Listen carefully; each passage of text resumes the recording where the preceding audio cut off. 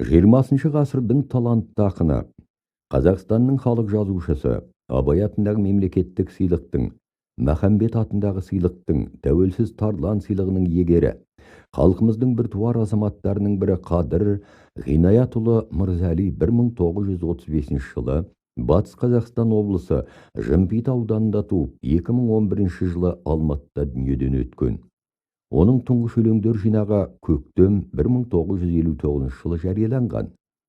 Шығармаларының негізгі тақырыптары атамекен, туған жер, ана тілі, салт дәстүр, оқу білім, тәлім тәрбие, ғылым жаңалықтары, табиғат, өнер, балалар қылықтары туралы.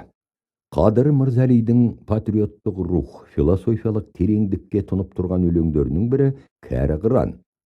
Ақын бұл өлең арқылы ерлікті, өрлікті жырлайды. Өлең сюжетінде қартайып, күш қуаты кеміген қыран өзінің мүсәпір халіне қарсы бар күшін жиып, шырқау биікке көтеріліп зулап түсіп, күн қақтаған көк тасқа өзін өзі соғып мерт болады. Мұны көріп тұрған жас қыранның жүрегі дір етеді. Өлең аллегория тәсілмен жазылған, яғни адамдардың арасында болатын